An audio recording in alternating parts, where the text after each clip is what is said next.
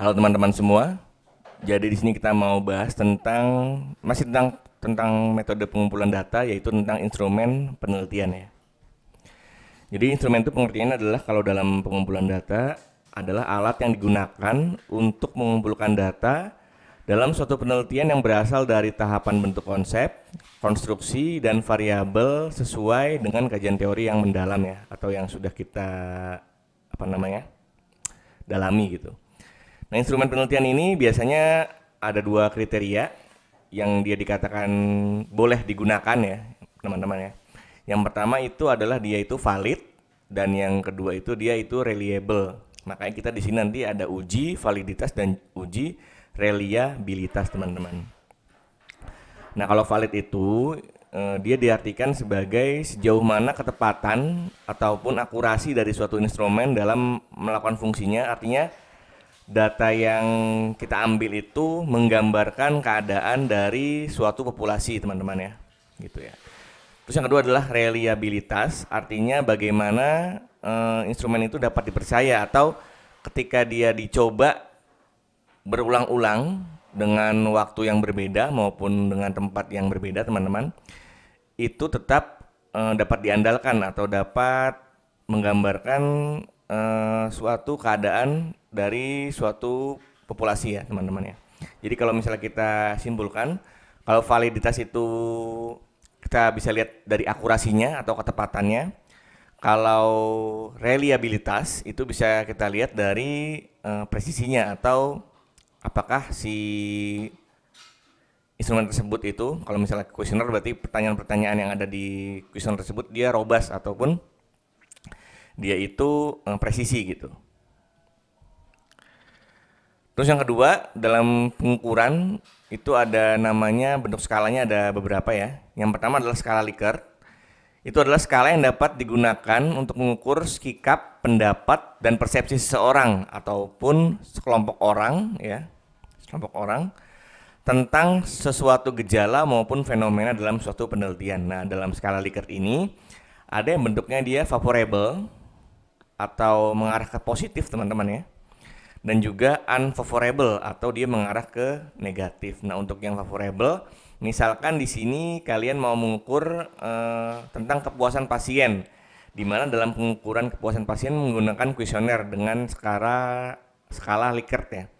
Nah, maka pertanyaan itu nanti di ujungnya nih, kalau misalnya dia ke arah positif atau favorable, dia itu skornya bisa sangat sesuai, yang pertama sesuai, tidak sesuai, dan sangat tidak sesuai. Kalau misalnya dia unfavorable tinggal dibalik aja ya.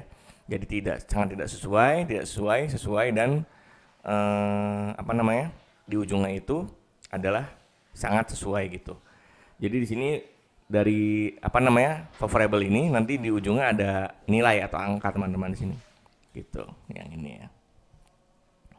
Yang ini nanti bisa dimasukkan atau dikodingkan ke perhitungannya ya, baik untuk validitas maupun reliabilitas, teman-teman. Terus yang kedua adalah skala Goodman.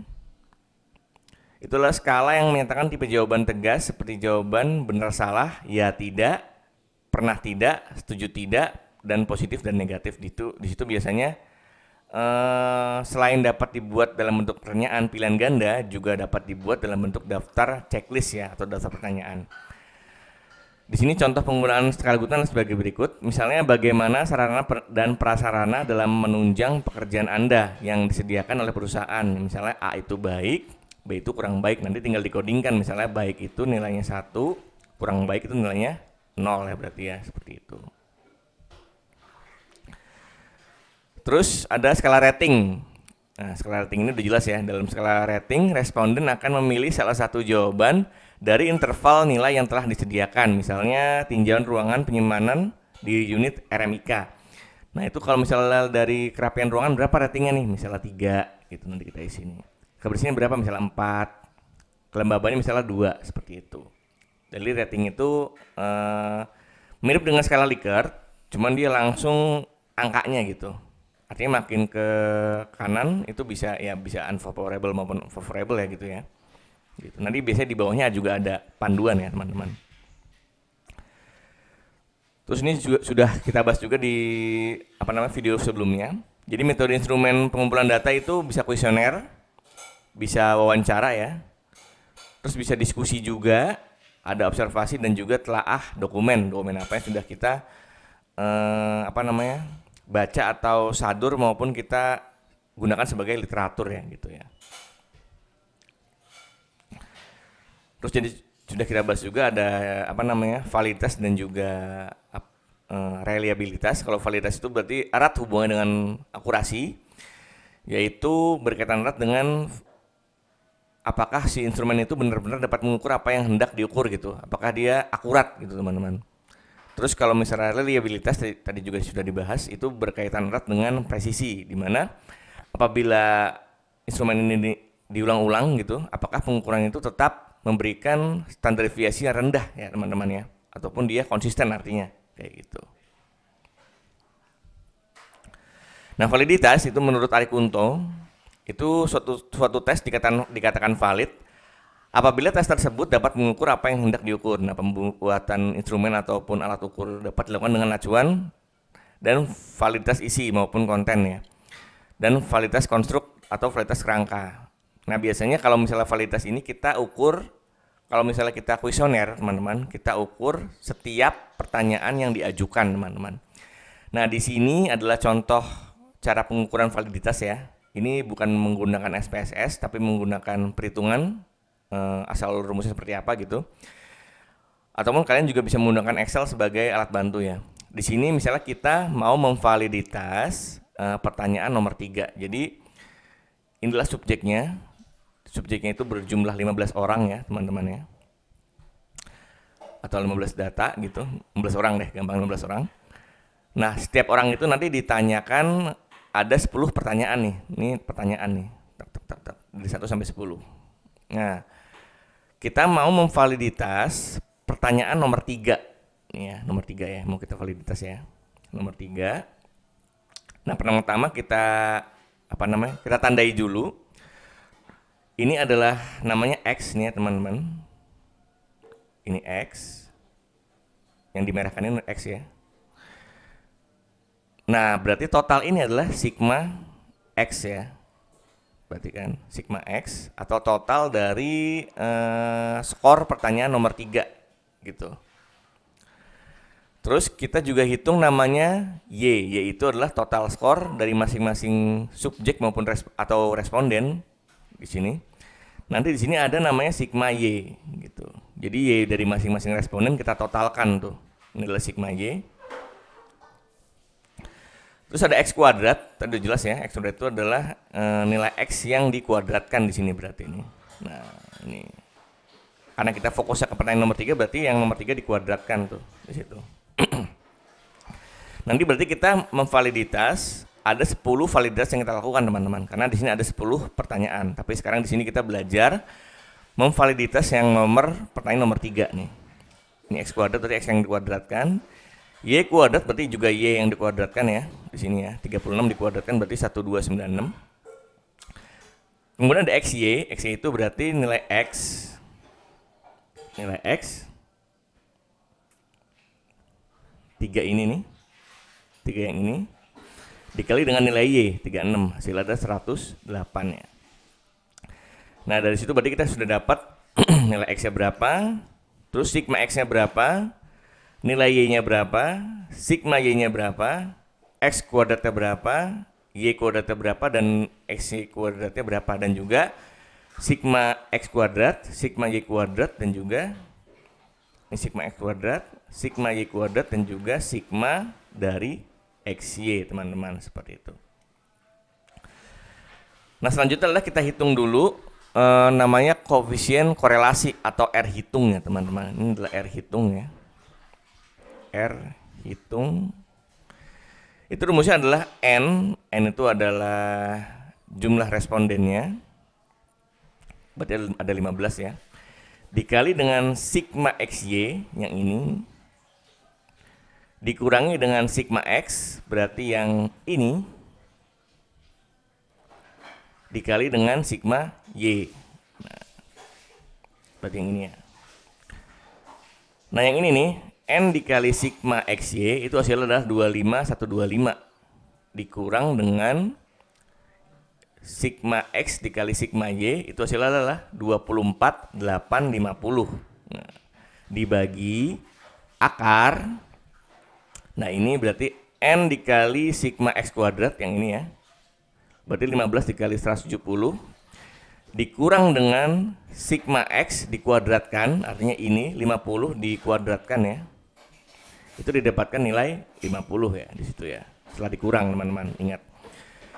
Terus dikali dengan N dikali sigma Y kuadrat yang ini nih, N dikali 16.653 dikurang dengan sigma Y dikuadratkan. Nah, berarti yang ini nih 497 dikuadratkan, hasilnya adalah 2786 dan didapatkan nilai R hitungnya adalah 0,7368 ya. Ini adalah nilai R hitungnya teman-teman ya. Hitung. Nah, kemudian kita cari R tabelnya. R tabel itu didapatkan dengan mencari T table dulu, T table ya, T table. T table itu kalau misalnya di Excel itu bisa kita cari dengan cara rumusnya sama dengan tin V dalam kurung derajat kepercayaannya ya, biasanya 0,05 teman-teman, 0,05 koma atau titik koma ya, dikali dengan derajat bebas. Di sini derajat bebasnya adalah 15 dikurangi 2. Jumlah responden dikurangi 2 ya, berarti 13. Nanti didapatkan itu nilai T tabelnya adalah 2,1603. Kita masukkan nih ke dalam rumus ini nih, yang ini. Jadi 2,1603 dibagi dengan derajat bebas. Derajat bebas itu adalah nilai jumlah responden dikurangi 2 ya. Berarti 13 ditambah dengan T table dikuadratkan. Hasilnya adalah R tabelnya itu adalah 0,51 R tabel ya. 0,5139. Nah, dari kasus di atas kita dapat bahwa R hitungnya adalah 0,7368, lebih besar dibanding R tabel yaitu 0,5139. Artinya di sini akurasi ataupun validitas dari pertanyaan nomor 3 itu sudah valid ya untuk pertanyaan nomor 3. Ini bukan nomor 1 ya, nomor 3 teman-teman ya. Salah ini. Gitu. Nah, lanjut lagi ke reliabilitas. Di sini reliabilitas itu untuk melihat apakah instrumen kita itu konsisten dalam mengukur data gitu atau dapat diandalkan. Atau kalau misalnya kalian itu pernah ingat berarti dia standar deviasinya itu kecil ya, teman-teman ya.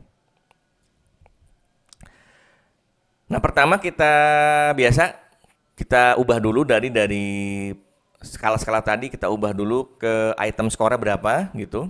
Di sini berarti ada yang nilai 3, 4, 2 gitu ya.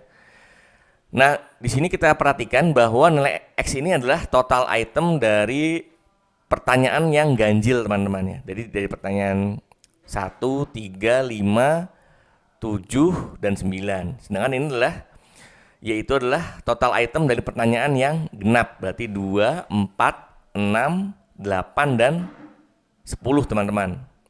Kita totalkan semuanya nih, setiap pertanyaan. Untuk yang reliabilitas berarti dia beda dengan yang validitas teman-teman ya. Kalau reliabilitas itu kita langsung ukur satu instrumennya gitu. Nah, kalau tadi kan validitas kan per pertanyaan ya. Kalau ini kita langsung ukur satu instrumennya. Setelah itu kita dapatkan tadi total skor ya. Ini subjeknya atau respondennya. Terus kita sigmakan semuanya nih. Kita dapat total skor yang pertanyaan ganjil, ini yang genap. Ini yang ganjil dikuadratkan, ini yang genap dikuadratkan. Ini adalah pertanyaan total skor genap dikali dengan yang ganjil. Nah, dari situ kita dapat sigmanya semua atau jumlah sumnya semua nih.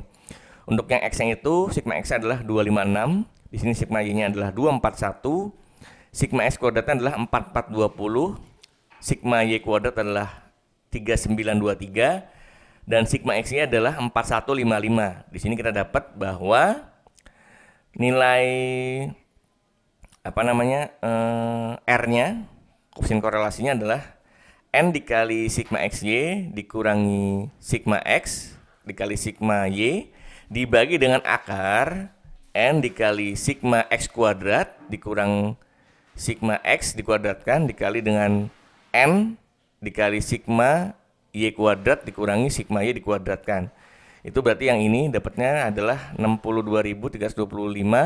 Yang ini kita dapat 61.696. Yang ini kita dapat masing-masing 764 gitu ya.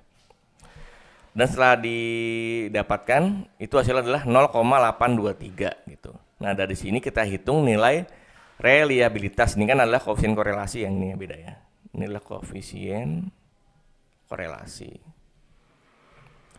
Nah, dari sini kita hitung rumus reliabilitasnya dengan rumus Spearman-Brown ya di sini ya. Di sini nilai reliabilitas atau R11 ya, itu sama dengan 2R dibagi dengan 1 plus R. Nah, tadi kita masukkan tuh, berarti 2 dikali dengan 0,823 yang ini nih, dibagi dengan 1 ditambah 0,823 dan didapatkan nilainya adalah 0,902 gitu.